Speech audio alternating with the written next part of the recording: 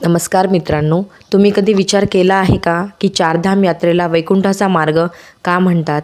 भारतातील हे चारधाम फक्त प्रवास नसून अध्यात्माचा मार्ग आहे.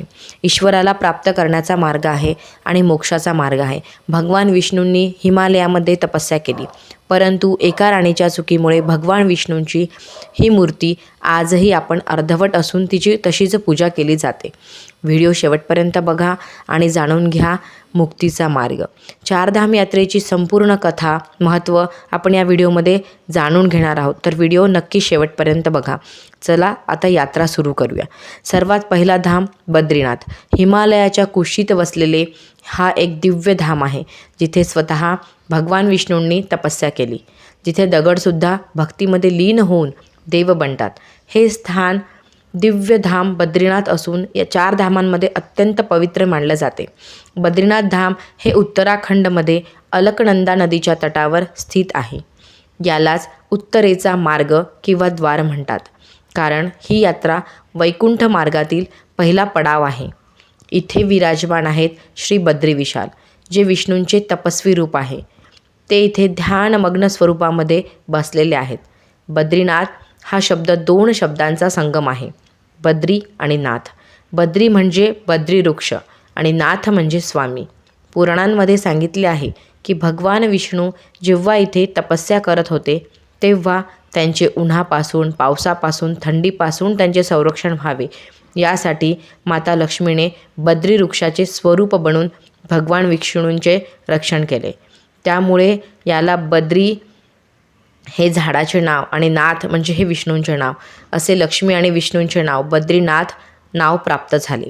बद्रीनाथ हे साधारण तीर्थ नाही, तर ही एक दिव्य भूमी आहे, जिथे तपव्रत पवित्र भूमी आहे. एकदा भगवान नारदांनी विष्णूंना विचारले की तुम्ही कधी तपस्या केली आहे का? तेव्हा भगवान विष्णूंनी त्यांना म्हटले, जे नियम मी सृष्टीसाठी बनवले आहेत त्याचे मी पण पालन करतो. मी पण हिमालयात तपस्या करणार आहे. आणि हिमालयात बद्रिकाश्रमात त्यांनी महान तपस्या केली. ज्याला वैकुंठ हवे आहे त्याला त्याग, कठोर साधना करावी लागते. इथेच नारदकुंड, गंगाकुंड आणि तप्तकुंड स्थित आहेत. यामध्ये जर स्नान केले तर सर्व पापांपासून मोक्ष मिळतो. आता दुसरा धाम आपण बघणार आहोत. दुसरा धाम म्हणजेच श्रीकृष्णांची पवित्र नगरी. आणि ही ती भूमी आहे जिथे स्वतः श्रीकृष्णांनी स्वतःचे राज्य स्थापन केले, धर्माने राजधर्माचे आचरण केले, जिथे प्रत्येक क्षणी अनेक लीला घडत होत्या. दुसरा धाम म्हणजेच द्वारका, श्रीकृष्णांची द्वारका नगरी. महाभारताच्या युद्धानंतर मथुरेमध्ये अनेक वेळा आक्रमणे झाली आणि मथुरा आक्रमणाने जास्त त्रस्त झाली. त्यामुळे श्रीकृष्णांनी आपल्या प्रजेच्या संरक्षणासाठी किंवा रक्षणासाठी मथुरेला सोडण्याचा निर्णय घेतला. त्यांनी समुद्रदेवाला प्रार्थना केली आणि आपल्या नवीन नगरीसाठी जागा मागितली. आणि भगवान विश्वकर्मांनी या भव्य जागेमध्ये एका विशाल नगरीची स्थापना केली. तीच ही द्वारका नगरी, जी चांदी, सोने, रत्नांपासून सजलेली होती. आणि या नगरीचे नाव पडले द्वारका. प्रत्येक महल हा ईश्वराच्या ऊर्जेने भरलेला होता. आजही या नगरीमध्ये द्वारकाधीश मंदिर आहे. मंदिरात श्रीकृष्ण त्यांच्या राजसी स्वरूपात विलीन आहेत. सुंदर नेत्र, मधुर हास्य, हातामध्ये गदा, शंख, चक्र अशी भव्य करुणामयी मूर्ती आजही श्रीकृष्णांची या राजसी नगरीमध्ये विराजमान आहे. द्वारका नगरी ही खूप सुंदर तर आहेच, जवळच रुक्मिणी मंदिर आहे.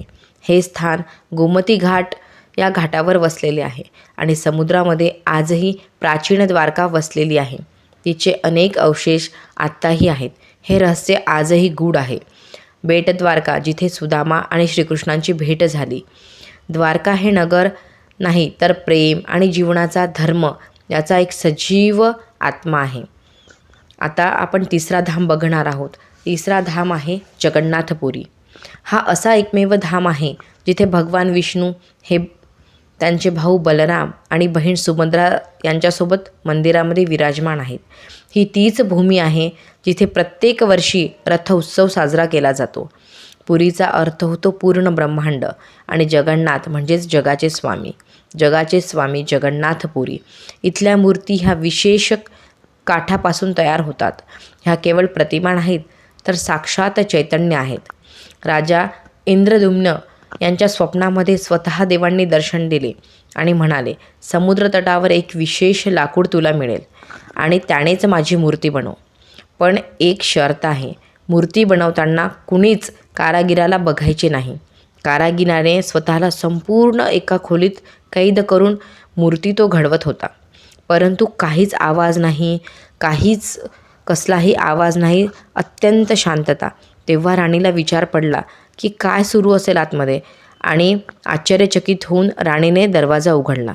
मूर्ती अधुऱ्या राहिल्या आणि आकाशवाणी झाली, आता हेच माझे स्वरूप असेल.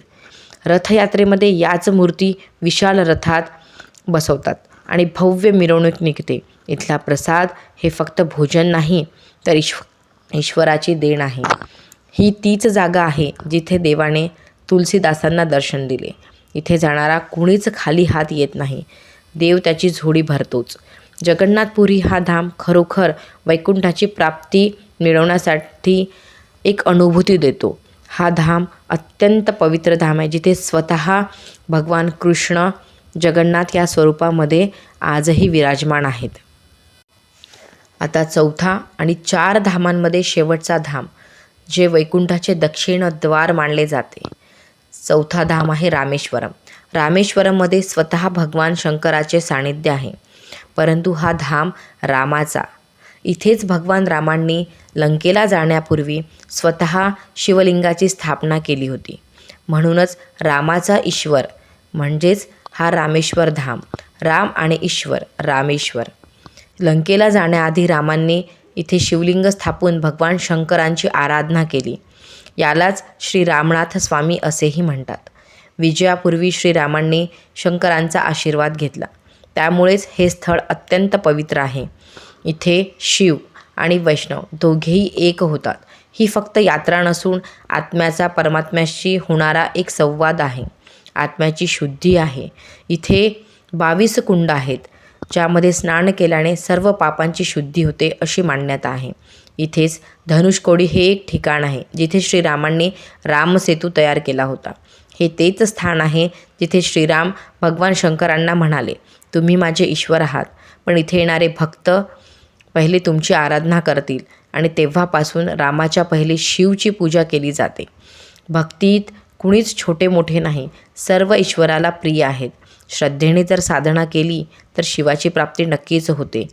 तसेच यमुनोत्री, गंगोत्री, बद्रीनाथ आणि केदारनाथ हे सुद्धा 4 छोटे धाम मानले जातात. ही 4 धामाची यात्रासुद्धा तितकीच पवित्र आणि आध्यात्मिक आहे. या 4 धामांवर व्हिडिओ हवा असेल तर नक्की कमेंट करा. व्हिडिओला लाईक करा, शेअर करा आणि चॅनलला सबस्क्राईब करायला नक्कीच विसरू नका. भेटूया पुन्हा पुढच्या नवीन आध्यात्मिक यात्रेमध्ये.